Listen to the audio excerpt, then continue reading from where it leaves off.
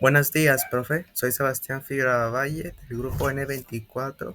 Estoy continuando leyendo del Cantar de Mil Cid, donde dice que cayó en mayo de 1085 del segundo, épica e historia. Y ahora le voy a continuar. Y con la subsiguiente llegada de los almorávides 1086, con el grave peligro que esto suponía por los cristianos del sur y los musulmanes de Al-Ándalus, así como para todo el sistema de relaciones cristiano-musulmanas, pero el peligro alborizade hizo ver al rey la necesidad que tenía de los servicios del Cid y de sus veteranos. El destierro fue levantado y se efectuó la reconciliación en la primavera de 1087. Al Cid se le devolvieron sus tierras y es probable que asiste a la corte durante cierto tiempo. Había ayudado a la supervivencia de Zaragoza como baluarte musulmán en contra de las ambiciones de los aragoneses y de manera menos directa de los castellanos. Era sin duda rico y con toda probabilidad el más dotado y experimentado de los generales cristianos. Pudo comprender, sin embargo, que no había sitio para él en la corte ni siquiera en el servicio del rey. Además, su vida era luchar. En 1088 regresa a Zaragoza por poco tiempo y luego comienza la gran campaña que ocuparía el resto de su vida y le daría el control de una gran parte del Levante. Los buitres le darían el control. Los buitres musulmanes y cristianos se dan cita alrededor del moribundo reino moro de Valencia. La política y las proezas militares del Levante hasta 1094 son demasiado complicados para que los podamos seguir aquí. Catalanes, aragoneses, castellanos tanto del rey como del Cid, musulmanes españoles y almorávides participan en un momento u otro. La región era rica y la misma ciudad de Valencia era una presa codiciada. Alfonso, en un documento mencionado con la historia Roderesi, ficticio o de haber existido fabricado, asigna a su vasallo el Cid a sus descendientes la posesión de todas las tierras que éste pudiera conquistar a los moros de esta región. Desligado ahora de Zaragoza, el Cid pudo dominar el Levante, sembrado el terror por aquí, cobrando dinero a cambio de protección por allí, asegurándose aliados y tributarios moros. Cuando el Cid abandona su tierra para acudir en ayuda del rey cerca de Alemania, Murcia, entre paréntesis, en un genio de 1089, el resultado fue calamitoso para él. Por accidente o como consecuencia de una deficiente organización, los dos ejércitos no lograron juntarse. Los mestureros intrigaron de nuevo y el rey decretó un segundo destierro del Cid. A pesar de la detallada impugnación que éste hizo de los cargos en 4 declaraciones juradas que nos ha conservado la historia Roderisi. Este incidente reforzó el empeño del Cid en la conquista de Valencia, exigió un tributo al rey de la ciudad, Al-Qadir deshizo una coalición que se había formado contra él, capturando por segunda vez al conde de Barcelona. 1090 y siguió una política de favorecer a los musulmanes nativos y estos unían sus esfuerzos para hacer frente a los almorávides. Cuando en 1092 Alfonso atacó Valencia con ayuda de las naves de Génova y Pisa. El Cid prudentemente evitó enfrentarse con su señor, si bien presentó una protesta. Su manera de vengarse de la intrusión real fue acusar a García Ordóñez de haber aconsejado o mal al rey desatar las tierras del conde en Nájera, Logroño, etc. Tanto el Cid como los almorávides fortalecían su situación en Valencia en los meses finales de 1092, cuando el rey moro Alcandil, tributario del Cid, fue asesinado por el partido almorávide. El Cid puso sitio a la ciudad con 8000 hombres, manteniendo a raya al mismo tiempo al vasto ejército almorávide que se acercaba por el sur. Los diferentes intentos de negociación con los valencianos no dieron resultado. En la ciudad luchaban entre sí las diversas facciones, mientras la población se moría de hambre. En mayo de 1094 se firmó la capitulación, pero sus estipulaciones no fueron complicadas y la retención final no tuvo lugar hasta mediados de junio, cuando los cristianos ocuparon la ciudad. En un discurso del que nos informa el historiador Ben al-Gamma, el Cid se dirigió a la población mora prometiendo un buen gobierno. Trajo luego colonos cristianos, repartió las propiedades urbanas y rústicas, convirtió la gran mezquita en iglesia catedral y nombró obispo, Jerónimo, para la nueva sede, y envió a Castilla para que viniesen su mujer e hijas. En la capital de extensas y ricas tierras que eran ahora su heredad personal quedaba establecida una corte y se daba comienzo a la vida civil y eclesiástica. Lo único que enturbió la hazaña del Cid fue la confirmación y ejecución posterior de la sentencia, dada por un tribunal cristiano musulmán, por la que se condenaba la hoguera a Ben Yehaf, jefe de los moros valencianos, por su perjurio sobre el tesoro escondido que habría pertenecido al rey Alcadir. Durante el resto de su vida, el Cid defendió Valencia de la presión almorávide y hasta extendió su dominio con más conquistas, tomando Murviedro, el antiguo Sagunto, en 1098. Su hijo Diego murió al servicio del rey, junto con muchos miles de cristianos, en la batalla de Consuegra, 1097. Tuvo la satisfacción de ver casados a sus hijas con miembros de las familias reales de Navarra y Cataluña.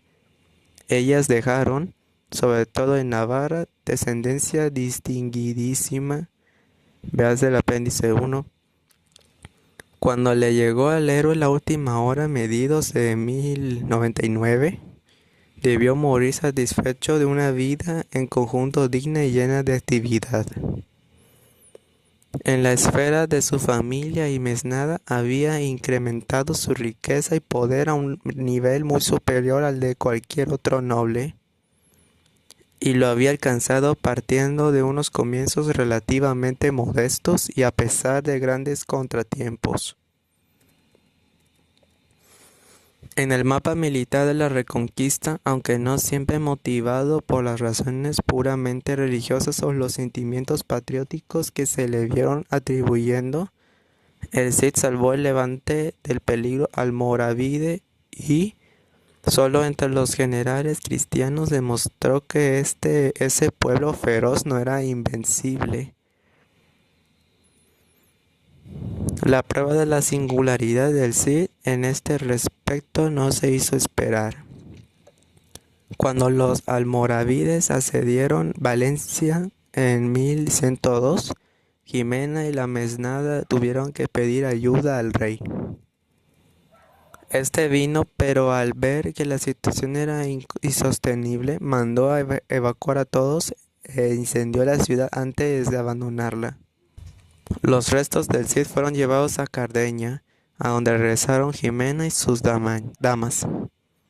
Se puede calibrar el esplendor de los triunfos militares del Cid por el hecho de que Valencia siguió en manos moras hasta su definitiva conquista por los aragoneses y catalanes en 1236, como parte del progreso natural de la reconquista hacia el sur. No es difícil imaginarse cómo se empezó a formar una aureola de leyenda y después de poesía en torno al Cid. Sus primeros hechos al lado del rey Sancho despertarían la atención. Los destierros, a pesar de ser sin duda legalmente justificables, su digna conducta en el exilio y su encubrimiento a unas alturas extraordinarias del poder, todo ello realizado por su propio esfuerzo, le hicieron digno de los hombres épicos, los que lucharon a su lado, primero unos pocos centenares, luego en Valencia quizá unos 8.000, pudieron transmitir orgullosos recuerdos a sus hijos y a la larga a los poetas, sobre todo en Burgos y su región, donde muchos se habían enriquecido y habían subido socialmente en las campañas del héroe. Y los veteranos remember with advantages, recuerdan exagerando. Incluso si la leyenda magnificó sus proezas, es evidente que el Cid fue un excelente caudillo, un general brillante tanto en la estrategia como en la táctica y un hábil luchador. La historia nos lo presenta también como un diplomático de valía y un experto en leyes. En una edad heroica de auténticas hazañas y cambios rapidísimos de fortuna, en la que la nacionalidad castellana se estaba fraguando, el Cid, gigante entre hombres, debió aparecer ante los ojos de sus coetáneos y generaciones posteriores como el que lo controlará todo en nombre de Dios. Ahora vamos con el tercero, que es Génesis del poema, su autor y fecha de composición. Sobre estos aspectos fundamentales del poema de Mio Cid ha cambiado de criterio con el paso de los años a raíz de investigaciones propias y de otros y de manera radical, como el lector podrá comprobar cortejando esta edición con la anterior traducción exacta. Recuérdese del original inglés de 1972. Trabajo y disgustos nos ha costado repensar las bases tan al parecer firmemente asentadas por Menéndez Pidal y su escuela tradicionalista y presentes como verdades incuestionables en casi todo manual de literatura. El problema ha sido en parte de índole erudita, pero quizá en parte psicológica también, pues no se ha tratado solamente de franquear barreras masivamente construidas, sino también en desdecirse y superar los errores propios. Las teorías y exposiciones detalladas de los tradicionalistas y desde alrededor de 1960, los oralistas se pueden estudiar en sus obras que figuran en nuestra bibliografía, y el curso del debate es comentado con la mayor serenidad por de Germont, 1977, y López Estrada, de 1982. Sería improcedente ocupar aquí espacio renovado en el debate o dando rienda suelta a sus opiniones polémicas. En lo que sigue esperando explicar mi punto de vista basado en investigaciones recientes, pero recuerdo a los lectores y a los que piensan de otro modo que en lo medieval, dada la escasez o ausencia de documentos, cualquier conclusión es provincial y que no existen los medios por los que hasta el investigador mejor dotado pueda llegar a las verdades incontrovertibles. Creo que ahora el Per Abad, cuyo nombre aparece en el explícito del único manuscrito existente, es el autor del poema. No un mero copista como han dicho casi todos los estudiosos. Creo asimismo que la fecha que ahí consta, mayo de era 1245, año de Cristo 1207, es la fecha de la composición del poema. Es decir, El explícit del manuscrito modelo que copió una escriba anónima del siglo XIV. Para más precisiones, véase al apartado 10 de esta introducción. Fue transcrito íntegramente con el texto del poema propiamente dicho, conservado así el nombre del poeta y la fecha en la que compuso. Creo también que Abad no dependía de ninguna tradición de poesía épica española oral ni escrita, ni de otros textos vernáculos sobre el Cid. Antes, al revés, se adjudicó la noble tarea de dar a Castilla un poema que pudiera rivalizar con las mejores chanzas de geste de Francia. Modalidad en esa época en la cumbre de su popularidad en muchas regiones de Europa. Para este propósito se formó literariamente en ese mismo género de los chanzos y empleó una extensa gama de fuentes tanto en francés como en latín, clásico, bíblico, medieval, entre paréntesis, y en el derecho, utilizando además los múltiples recuerdos y sugerencias que le ofrecía la propia España, desde los linajes regios hasta detalles locales del Burgos y su región. Se ha dicho con razón que son muchos los abad del siglo XIII y de otros documentados y localizados en muy diversos lugares y condiciones de vida, y que por tanto es inútil intentar identificar al nuestro. En 1972 yo decía lo mismo, pero poco después, asociando al Pedro Abad en una nota de 1223 con un diploma falsificado, conocido desde hacía tiempo, pero en este respecto desatendido en vista de una paréntesis disparidad de fechas. Puede sugerir que este es el mismo que el autor del poema. Se publican los materiales en un estudio en 1973, traducido como el capítulo 1 de mis estudios idianos. En resumen, la nota de 1223 nos dice que Di Pedro Abad con sus hijos Juan y Pedro se presentaron ante el rey Fernando III y sus jueces se incorrieron en un pleito sobre una heredad en Cordovilla pretendida por el pequeño monasterio de Santa Eugenia del mismo lugar, entre paréntesis, extremo nordeste de la provincia de Palencia. Los jueces rechazaron por falsos los diplomas presentados por Pedro Abad, entre los cuales figuraba seguramente el documento fundacional del monasterio con mención de la fecha 1075 y de su primer abad Lesenio, supuesto consanguineos del Cid. Entre los confirmantes laicos, 18 figuran 10 asociados en la historia o en la leyenda y poesía con Rodrigo Díaz. Creo que el Pedro Abad, que actuó de abogado en 1223, fue autor de diploma falsificado de 1075, o bien el que lo rehizo imaginativamente y que se le había asignado este cometido, así como la misión de comparecer ante los jueces. Debido a su conocida pericia en asuntos sitianos, o sea, como autor de nuestro poema de 1207, esto no pasa de ser una conjetura, pero conjetura razonada y en lo posible documentada.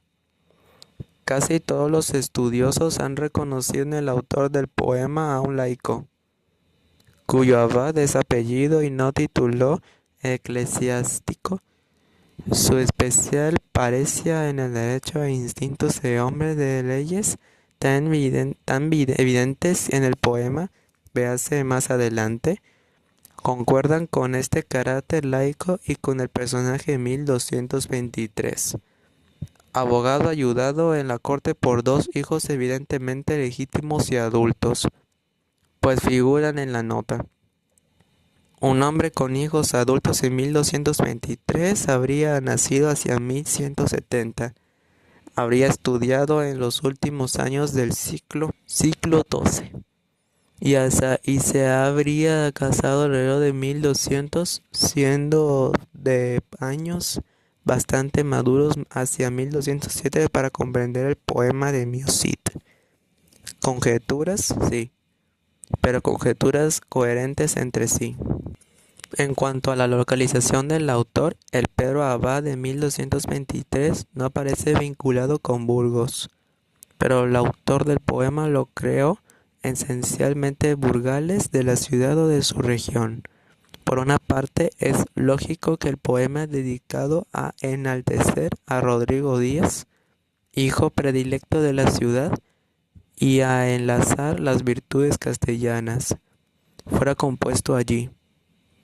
El poeta localiza varias escenas en la ciudad y se muestra informando acerca de la topografía local, hasta asociando un episodio ficticio de claros antecedentes literarios con el gueto judío de las prestamistas en el castillo de la ciudad. En la topografía figuran Vivar y, con más énfasis, Cardeña, ambos a pocos kilómetros de la ciudad. El poeta crea un animadísimo retrato de Martín Antolínez, el burgales cumplido, cuyo epíteto y atractivos rasgos varoniles repercuten a través del texto entero.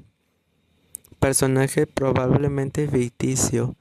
Después se mostraron tumbas de este caballero literario no solo en Cardeña, panteón colectivo de todos, sino también en San Martín de Burgos, ideado concretamente para personificar, al lado del Cid, el honor de la ciudad.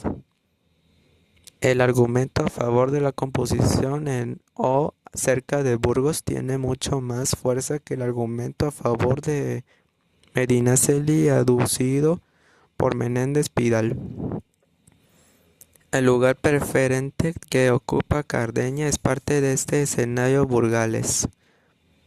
Dado el carácter lacaico y la profesión de abogado del presunto autor del poema, no creo que haya sido monje del cenobio, pero sí habrá tenido vínculos muy estrechos con él, quizá como notario o abogado, y casi seguramente con acceso a su archivo y a su biblioteca, como veremos al estudiar sus frentes.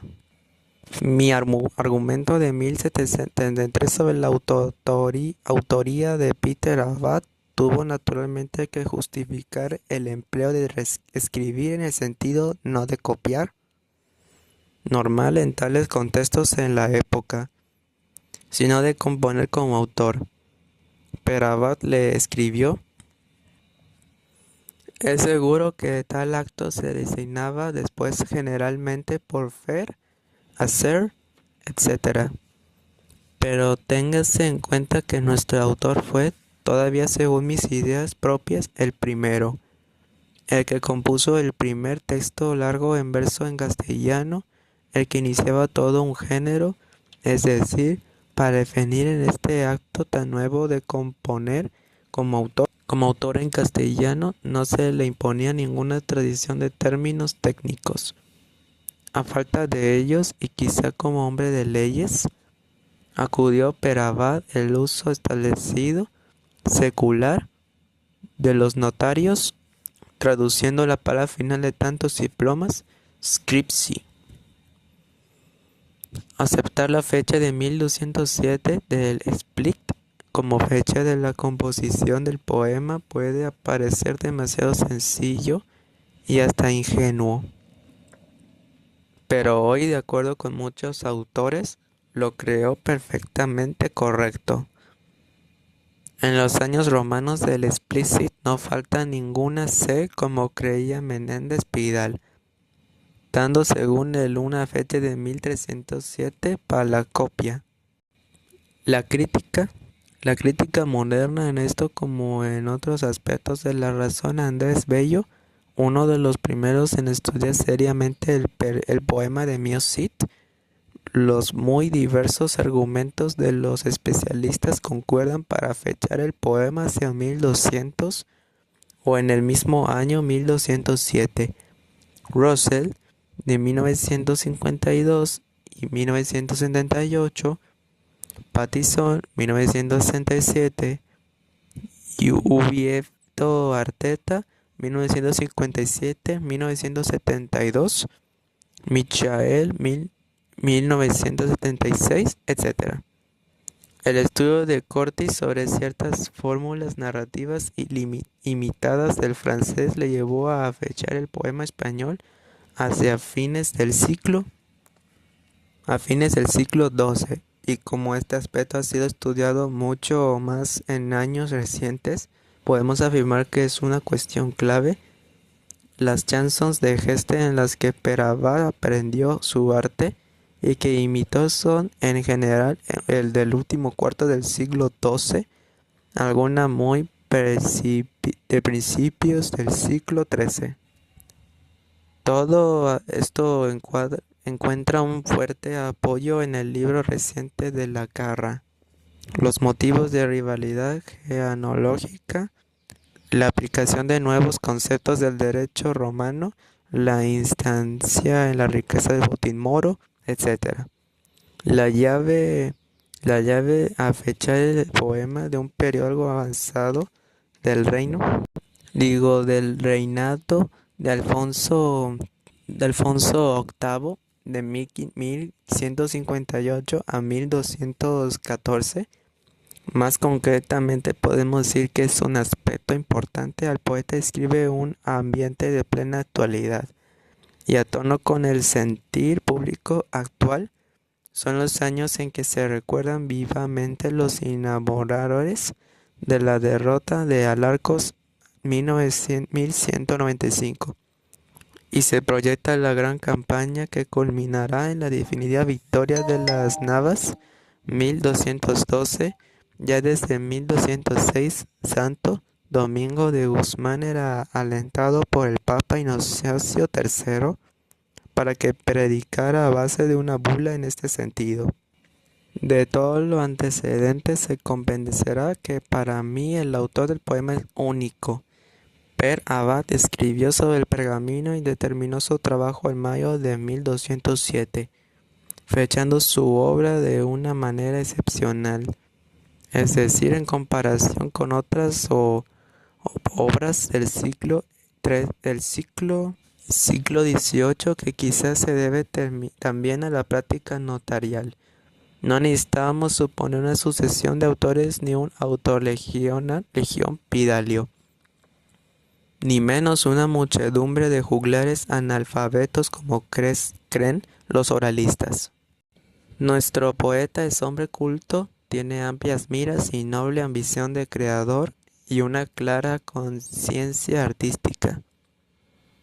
Para redondear el retrato del poeta, partimos de la única base que tenemos, el texto mismo, y formulamos más conjeturas. Los críticos han reconocido que el poema de Mio Cid se da cuenta detallada y exacta de muchos aspectos legales y sociales. Tan sorprendente es el poema en este sitio que algunos historiadores del derecho, como Hinojosa, han podido tomar el poema casi como un texto legal en sí. La atención que pone el poema en las sutilezas legales supera con mucho a la que se da en otros poemas españoles o franceses. Si bien puede afirmarse que cierto interés en los asuntos legales es característica de toda poesía épica, que los señores feudales eran hasta cierto punto sus propios abogados, y que las exactas distinciones sociales son importantes en toda literatura aristocrático-militar de este tipo. El énfasis en nuestro poema es tal que no vacilo en sostener que nuestro autor era profesional del derecho, jurista, notario, abogado o al menos una persona que había estudiado leyes y había tenido que ver con el funcionamiento técnico de ellas en un alto nivel. En primer lugar, el poeta Van Speto le da numerosos actos humanos. La vida está condicionada por la ira o la gracia del rey, y el poeta alcanza la cumbre en su arte al crear la escena de la corte. Un verdadero abierto, como lo saben muy bien los dramaturgos modernos y los guionistas de televisión. Ahora pues, profe, esto ha sido un placer para mí leer esta maravillosa lectura y también me complace bastante. Espero que tenga un buen día y una buena semana y un buen fin de semana y pues le agradezco mucho. Adiós.